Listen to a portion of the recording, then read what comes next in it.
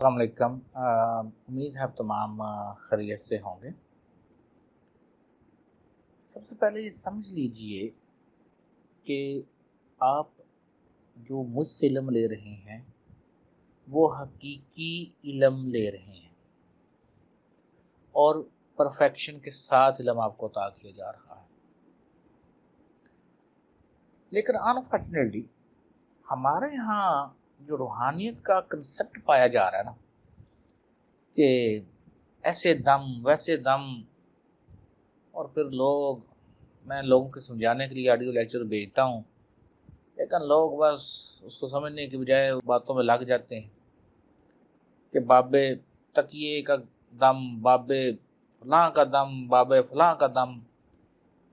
देखिए, जो बेसिकली विर्द करते हैं किसी भी चीज़ का, वो इंटेंशन रखते हैं जितनी उनमें एनर्जी पैदा हो जाए। तो यहाँ आपको अक्सर हर गली में हर बंदा ऐसा मिल जाएगा जो कहेगा मैं तुम्हें उल्टा कर दूंगा, मैं जादू कर दूंगा, वो काला जादू, वो फलां जादू। और हैरान कन तौर पर ये जितने भी एक्ट करवाए जाते हैं, ये सारे के सारे इनकी थाट ही नेगेटिव होती है। इन जितने दम हो रहे हैं उनकी कोई ये थाट है ही नहीं है कोई पॉजिटिव काम भी हो जाए। यानी इन तमाम दमों के साथ काला जादू, मंत्र शंतर जितने भी लोग कह रहे हैं उसके साथ ऐसा नहीं है कि हम बिजली बना सकें। ये सारे दम, जादू, मंत्र शंतर जो हैं IMF का कर्जा उतारने में नाकाम है। सारे जंतर मंतर तंत्र इशक मिशक जो है ना आपकी यहाँ सलाहत करने में सारे नाकाम है। इसका मतलब क्या है? ये है ही सिफर और कुछ नहीं।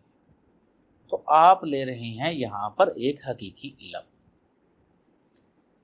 जिस दिन मैंने अपनी तलीमात का आगाज़ किया था तो मैंने हर बात को बड़े अच्छे तरीके से अपने ऑडियो लेक्चर्स में बयान किया हुआ है।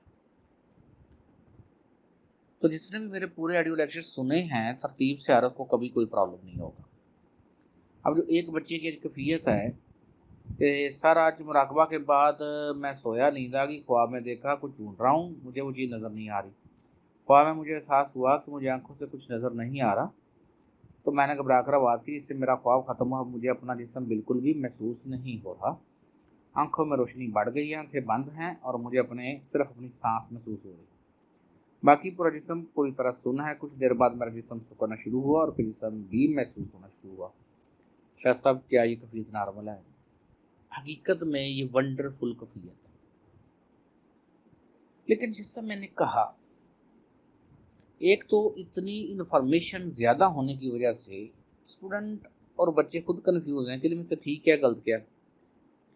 और बाद दफ़ा ये जो यूट्यूब के ऊपर वीडियोस होती हैं उन्होंने उसको ऐसा मिर्च मसाला लगाया होता है कि एक ही दिन में, एक ही घंटे में, ऐसे 2 मिनट में ऐसे, हालांकि ऐसा कोई भी नहीं होता। और पीछे फिर कितने जो जाली पखंडी पीर हैं वो बैठ गए हैं, गद्दी नशीन बैठ गए हैं, खा नाम ना हाथ। उन्होंने जी वो बाजी एक नज़र से ऐसे, दो नज़र से वैसे, तीन नज़र से ऐसे। और हमारी कौम भी कहती है पता नहीं ये बड़ी सुपरफिशियल पावर्स हैं। मैं दोबारा बता दूं, मैंने आगे भी बताया था, जिनके पास सुपर नेचुरल पावर्स होती हैं, तकवीनी निज़ाम जो होते हैं, वो कभी भी किसी के सामने आते ही नहीं हैं। दे डू देयर ड्यूटी, वो सिर्फ अपनी ड्यूटी करते हैं। वो क्या करते हैं? सिर्फ अपनी ड्यूटी करते हैं। और मैं दोबारा कह रहा हूँ, बार बार कह रहा हूँ कि मैं 6 साल तक सिर्फ तकवीनी निज़ाम में रहा, तो हमें पता है रूल्स एंड रेगुलेशन का कि तकवीनी निज़ाम का बंदा कभी सामने आ ही नहीं सकता। अपने ज़हनों में ये निकाल लिया। अब क्या होता है कि जब आप पहले फिजिकल बॉडी छोड़ते आप रोज ही फिजिकल बॉडी, वो बेहोशी में होती थी। अब जब आप फिजिकल बॉडी छोड़ रहे हैं तो इसमें थोड़ी थोड़ी सेंस जाग पड़ती है। अब ये बच्चा डेफिनेटली बात है, इसने कहीं और से भी काफ़ी बातें पढ़ी हुई हैं, और ये भी डेफिनेटली बात है कि इस बच्चे ने एडवांस क्लास अटेंड नहीं की होगी और उसकी जूम क्लासेस भी कम अटेंड हुई होंगी। जब एक टीचर तालीम देता है, मास्टर तालीम देता है, उसने पूरा प्रोसीजर किया होता है। अब जहाँ मतलब मिसाल दे रहा हूँ, जहाँ एक गोली देनी है वहाँ गोली देगा, जहाँ टीका लगना है वहाँ टीका लगेगा, जहाँ ड्रिप लगनी है ड्रिप लगने लगाएगा, जहाँ ऑपरेशन की जरूरत है ऑपरेशन करेगा। तो अब हम रूहानियत में, जैसे मैंने कहा कि किसी को मजबूर नहीं किया जा सकता है। हमने 2 एडवांस क्लासेस करवाई। ज़ाहरी तौर पर इन 2 एडवांस क्लासेस में जो हमारे अखराजात आए वो बेसिकली आपकी बेजों की फीसों से ज़्यादा है। सिर्फ यही नहीं होता एडवांस क्लासेस में कि सिर्फ खाने पीने की शिया पर अखराजात आते हैं, बाकी भी जो वर्क करते हैं उनको भी हमने फीसेस देनी होती हैं या उनको सैलरी देनी होती है। और इन दोनों एडवांस क्लासेस में जो मैंने मुसलसल 4 दिन मेहनत की, उसको छोड़ दीजिए, वो है ही नहीं, इसमें काउंट ही नहीं है। लेकिन वो एडवांस क्लासेस क्यों करवाई गई, उसको समझा करवाने का मकसद क्या था। जी मुझे ये पता भी हो, एक बंदे को पता हो कि ये क्लास से हमें लॉस होना है, तो क्यों करवा रहा है।